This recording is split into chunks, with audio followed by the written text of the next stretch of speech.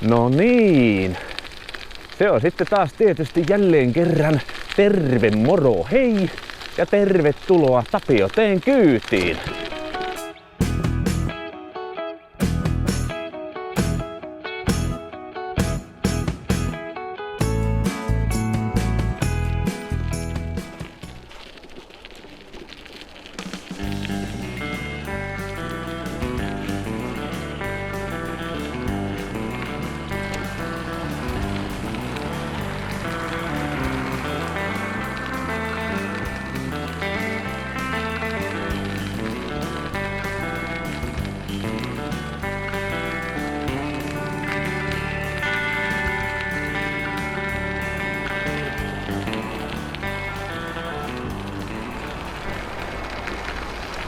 Se on lauantai, 5. päivä maaliskuuta. Tämän päivän ohjelmassa on jälleen kerran pyörälenkki. Mutta jokaiselle pyörälenkille sitä keksii aina jotain spesiaalia. Jollakin kertaa runttaillaan lumihangessa äärimmäisellä meiningillä. Ja toisinaan taas, kuten tänään, leikitään vähän bikepackeria tähän tyyliin.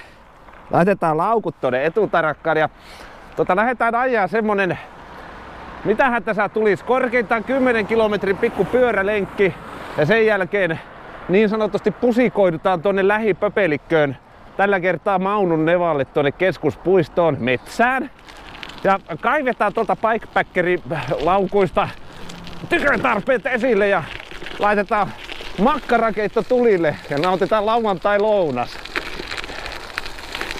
Rentoa, mukavaa ajelua luvassa. Ihanaa.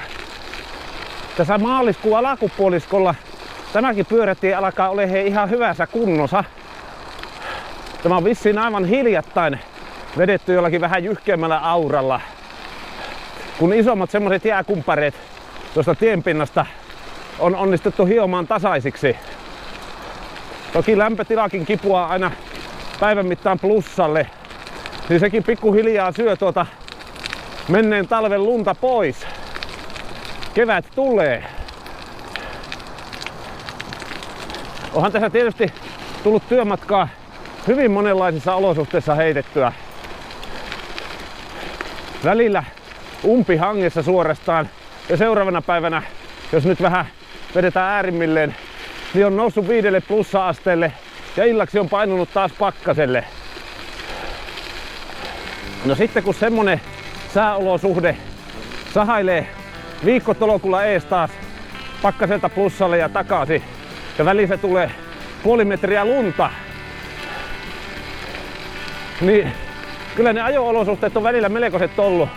Siinä missä on ollut liian liukasta, olen talutellut, jos en ole uskaltanut ajaa. Mutta mikä kuitenkin on yhdistänyt jokaista työmatkaa, niin on se, että joka kerta olen päässyt töihin ja töistä kotiin. Yksikään työmatka ei ole ajamatta jäänyt. Pääasiassa olen siis tällä Genesis Day One 10 Sinkulalla vedellyt nuo työmatkat tuossa viime elokuusta lähtien. Sinkula etulastattuna. Se on vaan semmonen kombo, että 422 välitykselläkin tämmönen pieni nyppylä on aika työläs nousta. Tästäkö tällä setillä retkeilee ja lenkkeilee ja vetää työmatkaa. Toki siis työmatkoilla mulla on työlaukut, nämä on retkeilylaukut. Mutta painoa joka tapauksessa on. Olen huomannut sen, että se alkaa ottaa poloviin, jos tällä liikaa väkisin runttailee menemään. Tarvittaessa on viisasta jalkautua. No sitä kun nyt sitten sattui tämmönen luminen talvi, tämä 21-22, se tuo joka sään työmatkapyöräily on tarjollut semmosen päivittäisen peruskuntosykkimisen, jos näin sanoisin. Töihin tullessa on ollut semmoset mukavat lämmöt päällä. Ja töistä palaatessa on saanut vähän sitten unohtaa työpäivän tapahtumia, kun sitä on puuskuttanut välillä hangessakin menemään. No sitten nämä harrastepyöräilyt. Tammikuun lopulta lähtien nämä on ollut hyvin semmoista sisäpyöräilypainotteista, koska ajokelit on ollut välillä melkoisen hurjat, niin sitä sitten jotenkin tuntuu, että siitä talviajelusta on saanut työmatkan aikana tarpeekseen. Leikillisesti nimittäin kutsuin työmatkailua tosielämään syklocrossiksi. Sitten on jotenkin ollut mukava ajella harjoitusvastuksella semmoista rauhallista pyörittelyä sisällä ja keskittyä siihen kampien pyörittämiseen lukkopolkimilla. Vastapainoa nimittäin.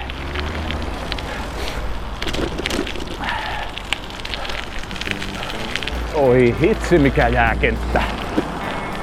Ohohohoho. Ai. Tästä ei olekaan vielä tasoitettu. Ei muuta kuin jalkaa maahan. Ei mitään pitua missään.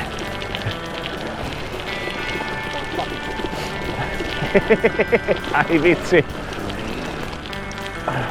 No sitten semmonen viimeisin harrastepyörälenkki tällä Genesiksellä. Kerava-Hyrylä 50 kilometriä tuossa tammikuun loppupuolella. Se vain oli hurjaa runttaamista, kun tyyliin mistään ei ollut aurattu pyöräteitä. Olosuhteet oli sen mukaiset ja meininki kovaa. Mutta sen lenkin jälkeen tulevalla viikolla vasen polvi kippeytyi. Minä säikäsin, että tässäkö tämä nyt oli. Vaan onnea on fysioterapeutti, jolta sitten kysyin, että mikähän tässä on vikana. No hän sitten sanoi, että se on jotakin, oliko se nyt etureidin lihaskalvon kireyttä, joka helpottaa, kun vähän rusikoi tuota reittä tuosta vasemmalta ulkosyrjältä omalla kourallansa, jolloin lihakset rentoutuivat ja polvikivut hävisi 1-2 yllättäen. Että siitä vinkistä fysioterapeutille kaunis kiitos. Kyseinen vaivakulma on hyvin yleinen juoksijoille ja pyöräilijöille. Ja itse luulen, että sinkulalla runttaaminen saattaa tätä kyseistä vaivaa pahentaa, jonka seurauksena sitten ajelin hybridillä tulevan viikon niitä työmatkoja. Sai vähän kadenssia suuremmaksi, vaihdetta pienemmäksi. Se vain helpotti. Tästä oikealle sitten kulkee reittini tonne metsään, mutta tuossa vasemmalla tien toisella puolella on kauppa. Käykäämme siellä ensin. Tai no minä käyn ainakin. No niin, nyt sitten semmoset arpajaiset. Pikakahvi vai pannukahvi? Pika, pannu, pika, pannu, pika, pannu, pika, pannu. Kiitos käynnistä ja tervetuloa uudelleen. Nyt jos toisetkin pannukahvit olen elämäni aikana keitellyt. Täytyy kyllä sanoa, että Rangialla en vielä ensimmäisiäkään pannukahveja ole tullut teheneeksi. Joten ajattelin heittää tää hurjaksi ja ostaa oikein laatukahvit tälle reissulle. Tämäkin on aika tuoreeltaan koneella vedetty auki. Ja sepelit nakattu tien pintaan. Se on hyvä ajella. Se on ihanaa. Jos sitä etsisi jostakin itselleen sellaisen aurinkoisen spotin.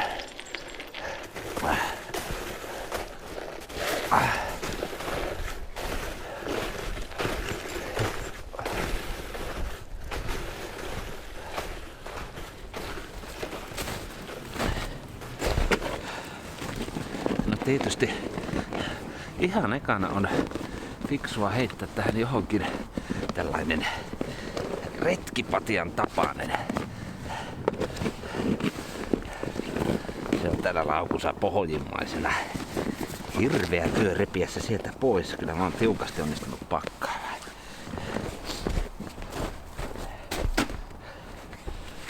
Sitäkö ei mikään semmonen monen yön reissuja tekevä bikepackeri suinkaan ole luonteeltansa. Tämmöiset muutaman tunnin sopankeittoreissupyöräilyt. Nämä on ihan virkistäviä yleisimmän pyöräilyharrasteiden seassa, jos näin sanoisin.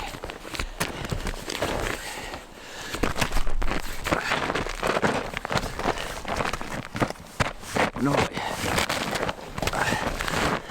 siinä on mukava istahtaa.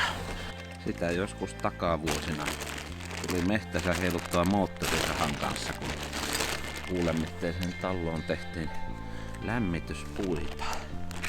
Se vain oli puuhaa myös. Sitä on tullut mehtässä liikuttua niin paljon aikoinaan niissä merkeissä. No, se oli silloin Kalajoen vuosina. Täällä Helsingissä. Täällä ei ole omaa metsää. Eikä liiemmin puulämmitteistä taloakaan. Mutta metsää täällä on. Semmoinen metsässä liikkumisen ilo. Se elämässä on edelleenkin. Se on ihanaa.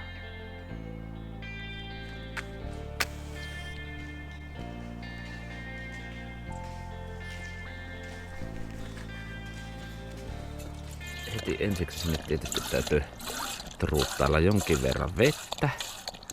Ei laiteta liikaa. No sitten täällä muovirasiassa täällä on soppa-ainekset. Ne kaadetaan tuonne sekaan.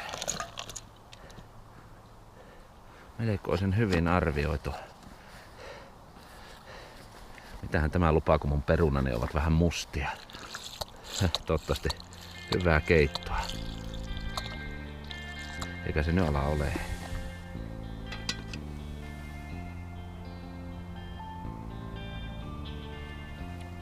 Katsokaa kuinka soppahöyry häviää keväiseen keskuspuistoon.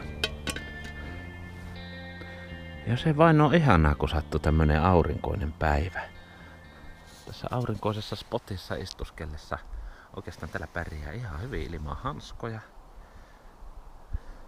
Taukotakin olen pistänyt päälle, niin ei pääse kuitenkaan tuo kylmä yllättäen. Aina kun on liikkeellä, niin siinähän luonnollisesti sitten kroppa kehittää lämpöä. Sitten kun pysäyttää vähäksi aikaa. Niin näin kevättalvella kuitenkin tuntuu ihan fiksulta vaihtoehdolta käyttää taukotakkia lämmintä keittoa odotellessa.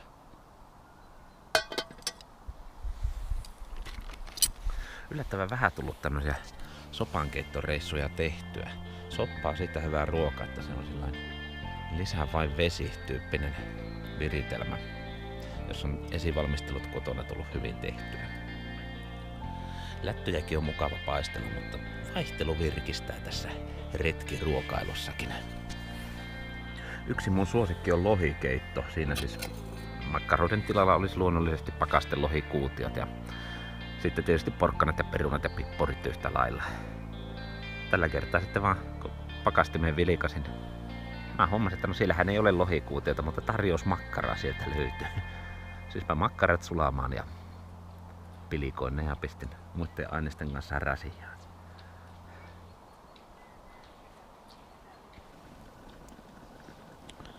Tässä vaiheessa elämää soppa on kiehunut semmoisen 7 minuuttia. Hämmennetään sitä välillä vähäsen. Tuosta noin vähän lusikalla pyöräytetään. Ai kun tulee hyvää.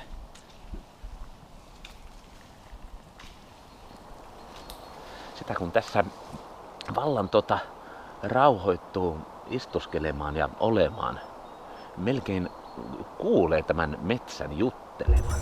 Tapio T, sinä metsiemme hiippari. Niin? Luulin sinun tietävän, että me puut emme osaa jutella. No kyllä minä nyt hyvänä aika sen tiedän. Oonhan minä nyt sen verran monta YouTube-videota tehnyt, että minun jos jonkun pitäisi tietää, että eihän puut hyvänä aika puhu. Vai mitä? No niin. Soppa on valmista. Onhan siellä vielä sen verran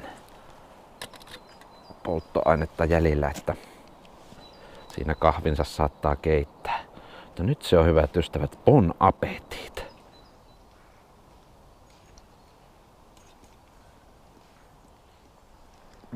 Kotona tulee harvemmin syötyä suoraan kattilasta. Täällä mehtässä se ei ole niin justiinsa. Tietysti jos on kaverin kanssa liikenteessä, niin silloin on viisasta kaataa kaverille toiseen kattilaan vähän soppaa hänelle syötäväksi. Mutta kun on oma retki, niin on omat sopat ja omat hauskuutukset ja oma ruokarauha.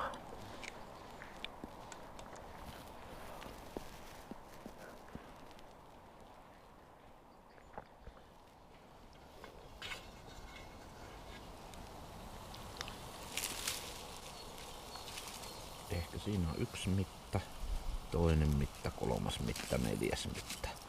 En tiedä minkälaista myrkkyä siitä nyt tulee. Minä tykkään tehdä pannukahvin kanssa tällä lailla, että se on tuossa hetken ollut. Mä kaajan kahvia tuonne kuppiin ja kaajan kahvin takaisin tuonne pannuun näin ja koitan, ettei läikkys ympäri mehtää. Jälkikoirat haistaa nyt, että Tapiote on ollut täällä. Täällä haisee Tapioteen kahvi. Hehe. Jottei nyt mene enempää sotkemiseksi, niin sitähän voisi ihan rehellisesti itsellensä kupillisen kaataa. Tähän malliin. Ja sitten päivän ruokailuthan ei ainoastaan rajoittunut tuohon keittoon. Jotakin mä oon kotoa tuonut ihan valmiinakin. Eilen illalla töitten jälkeen pistin pannaritaakinan pöhisemään ja tein vähän perheelle herkkua ja säästyhän sitä itsellekin vähän. Nami.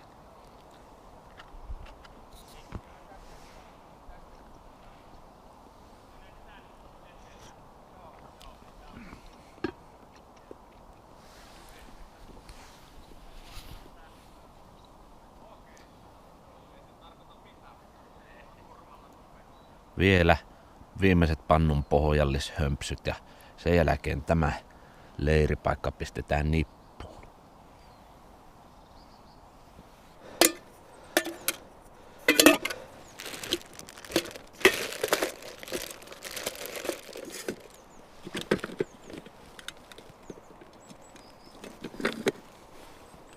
Teräsrunkokyökki on nipussa näin nopeasti. Se on ihanaa. Täytyy joku päivä hommata vielä toinen pari tuommoisia laadukkaita bikepacking-laukkuja. Ja sitten ostaa vielä teltta ja laittaa se ihan huvikseen pystyyn tähän. Ottaa tirsat. Päivä unille. En taaskaan kahtonut paljonko siinä tarkalleen ottaen aikaa paloi leirielämää viettäessä. Mutta taas oli hauskaa ja virkistävää. Tuntuu hyvältä taas polkea pyörällä. Hyvin syöneenä ja kahvitelleena. Mutta joo, onhan se ralekkikin tosiaan jo marraskuussa laitettu ajo kuntoon kevättä varten. Näille kelveille ei tosin ole vielä vähän aikaa mitään asiaa sliksirenkailla. Onneksi on tämä Genesis. En ole mikään vannoutunut sinkula-friikki, mutta onhan tämä sinkula-elämä ihan mukavaa. Tää on siinä semmonen oma helppoutensa. Aina on oikea vaihde päällä, sanovat viisaat. Sitäkin mietin, että kyllä tämä kesäkeliltä tuntuuko talven ajelu niin monenlaisina aamuina ja iltapäivinä erilaisissa lumisissa olosuhteissa ja jopa jäisissä. Että se sliksirengas kelien odottelu, se ei tule tuntumaan enää missään. Se on nurkan takana. Siellä alkaa hyvä ystäväni ole homman nimi se, että on tullut aika kiittää sinua siitä, että sinä katsoit tämän videon. Minä toivotan iloa ja rauhaa sinun päivääsi ja takkuu varmasti me nähdään seuraavalla kerralla taas jossakin joskus. Kiitos kun olit mukana. Heippa!